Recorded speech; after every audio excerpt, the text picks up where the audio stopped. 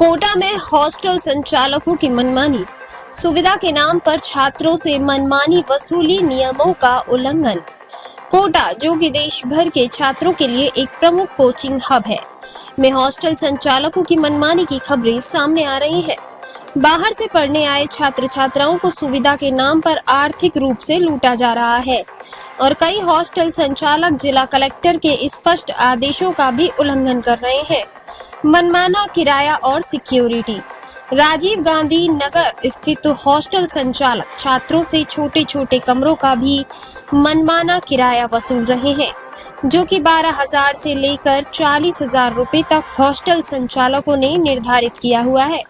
इसके साथ ही छात्रों को कमरा किराए पर लेने के लिए 3 महीने की सिक्योरिटी मनी जमा करने का नियम भी अवहेलना की जा रही है। कई हॉस्टल संचालक अभी भी छात्रों से एडवांस पैसा वसूल रहे हैं और तो और मोटा पैसा सुविधा के नाम पर वसूल रहे हैं। सुरक्षा नियमों का उल्लंघन।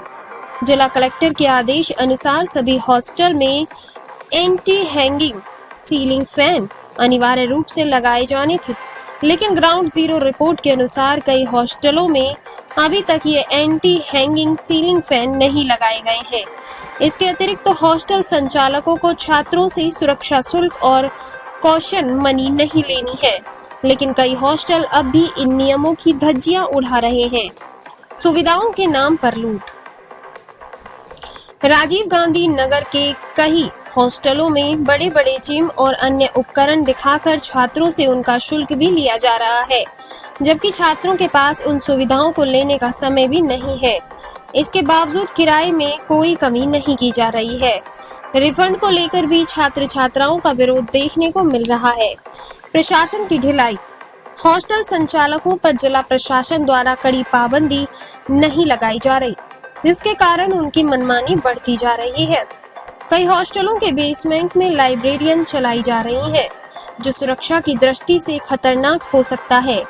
बड़े बड़े हॉस्टलों में छोटे छोटे कमरों के दुगने पैसे वसूले जा रहे हैं और सुविधाओं के नाम पर अभिभावकों को लूटा जा रहा है और हॉस्टल एसोसिएशन के निर्देशों का भी कई संचालक पालन नहीं कर रहे हैं।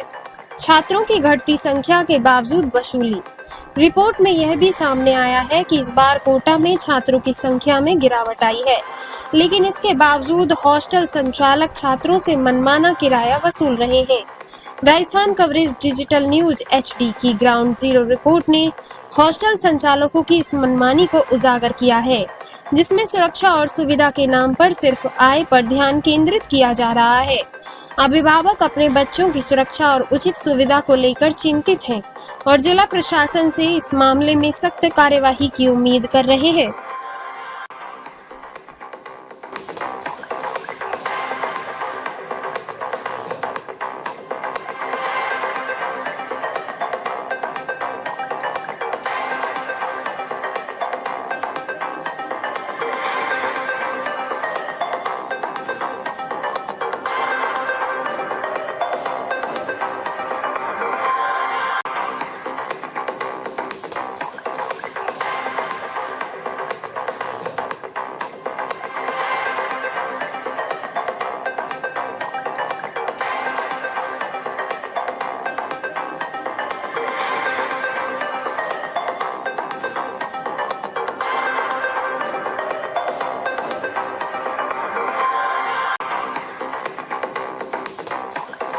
भैया ये सुविधा आप दे रहे हो यहाँ पर जो इसमें हॉस्टल में बच्चों को 30,000 का रूम, 50,000 का रूम, 40,000 का रूम, क्या कहना है आपका इस पर?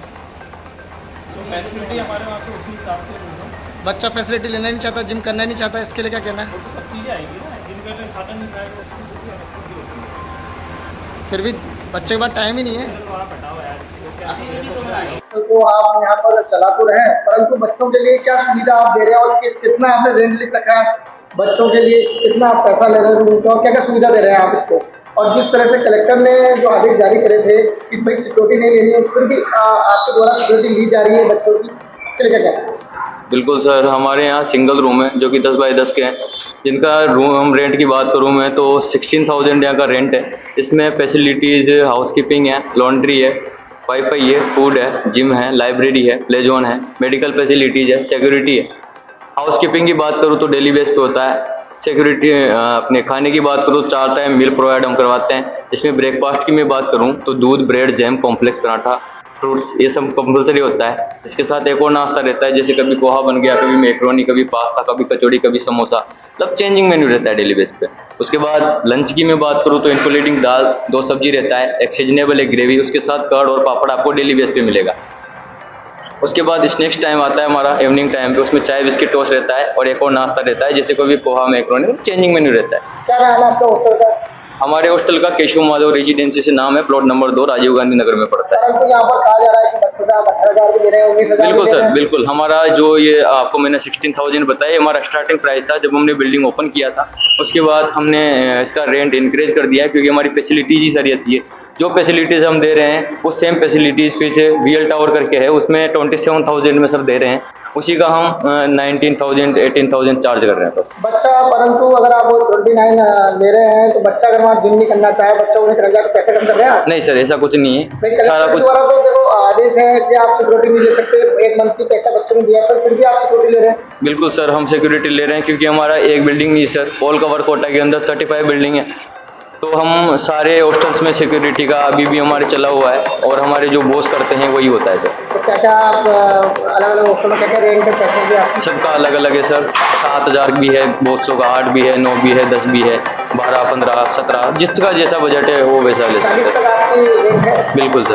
और इस बार में क्या सुविधा है? 40,000 में सर आपको सब कुछ मिलेगा, जैसे स्विमिंग पूल से लेके play zone, library, gym, theatre, मतलब जो भी अपने को फैसिलिटीज है A to Z सर। और बच्चा को पता नहीं, टाइमिंग मिलता है उसको? नहीं सर, टाइमिंग तो बच्चे के पास टाइमिंग नहीं है? बिल्कुल टाइम नहीं है, क्लास में रहता है वो, मना आपका बात, लेकिन सर नहीं सर, एंटरटेनमेंट भी जरूरी है ना, और उसके लिए टाइम निकाल ही लेता है बच्चा। पर जिम करने का टाइम है नहीं सुबह आप? बिल्कुल बिल्कुल सर, लेकिन निकल जाता है, थका हुआ आता है, सो जाता है। बिल्कुल, लेकिन हमने एडिशनल सर्विस दी हुई है, अगर आपको रिक्वायर्ड है नहीं लेना चाहिए तो उसमें कोई दिक्कत नहीं है, उसमें रेंट कम नहीं होता है, पैसा वही लगता है सर। ऐसा वही है, जी जी जी, पैसा जी सर। तो सरकार ने जिस प्रकार से कलेक्टर आदेश जारी है कि सिक्योरिटी नहीं ले सकते, फिर भी आप सिक्योरिटी ले रहे हैं? बिल्कुल सर, हमारे 35 हॉस्टल्स में हमारे जो बॉस करते हैं वही होता है। वही होगा, बिल्कुल। हमारे कलेक्टर का आदेश नहीं है? नहीं, हैं? बिल्कुल कलेक्टर का आदेश नहीं मानोगे आप? नहीं सर, हम मानने वाले कोई नहीं है। तो आप कलेक्टर साहब के जो आदेश हैं फिर भी आप धज्जियां उड़ा रहे हो? नहीं सर, ऐसा कुछ नहीं है। आपने तो कहा तो आपके हॉस्टल के संचालक मानेंगे वही आप करोगे? नहीं सर, हमारे वो जो सिस्टमेटिक तरीके से जो बना हुआ है वही हम फॉलो कर रहे हैं सर। तो जो जैसा चेहरा लेकर यहाँ आएगा उसको फिलअप करके वैसा पैसा लेंगे आप? बिल्कुल। तो कि फिजूल खर्चे इन्होंने कर रखे हैं, जिम वगैरह, जिम यहाँ बच्चों यहाँ जिम करने आ रहे हैं, जिम तो वो अपने घर भी कर सकते हैं, यहाँ तो वो पढ़ाई के पर्पज से आ रहे हैं, तो उनसे उसी तरह से बात की जाना है और उसी चीज़ का उनसे बजट डाला जाए। अब ये तो इनका कमाने का धंधा हो गया। आजकल जैसे पीएल जो हॉस्टल बताया जा रहा है, माता जी आपने विजिट करी, कैसा लगा आपको वहाँ का? हॉस्टल तो अच्छा है और सुविधाएं भी बहुत अच्छी, सुविधा भी ठीक है, अच्छी है। लेकिन थोड़ा एक्सपेंसिव था हमारे हिसाब से थोड़ा महंगा था, इसलिए हमने उसको नहीं लिया सर। तो सिक्योरिटी मनी जिस प्रकार से मना की गई है और हॉस्टल यूनियन ने भी मना कर रखा है कि सिक्योरिटी नहीं लेंगे, और कई हॉस्टल ऐसे पाए जा रहे हैं जहाँ पर 1-2-3 महीने की सिक्योरिटी एडवांस दी जा रही है, और हॉस्टल में जिम वगैरह लगा रखी है और पैसा भी 22,000, 30,000, 40,000 रेंट रख रखी है। तो ऐसे उसके लिए आपको क्या कहना है? बच्चों को पढ़ाने यहाँ है, क्या ये गलत है या सही है? नहीं, वो तो गलत है। जब उस जिम का या और भी जो वो फैसिलिटी दी है उसका यूज नहीं है तो उनको तो उस पर मतलब उसका जो रेंट है उसको कम करना चाहिए, है ना। और ये तो गलत है, और यदि एडवांस ज़्यादा ले रहे हैं, 3-3 महीने का सिक्योरिटी ले रहे हैं, तो वो भी गलत है। पैसे का जुगाड़ किस तरह से करके लाता है, पैरेंट्स किस तरह से आता है यहाँ पर? अब पेरेंट्स जो अपना जुगाड़ करके यहाँ आता है क्योंकि बच्चों का भविष्य देखना है, उसके अनुसार तो वो व्यवस्था करके आता ही है। कहाँ से आया? बिहार से है, नालंदा से। क्या नाम? राहुल कुमार।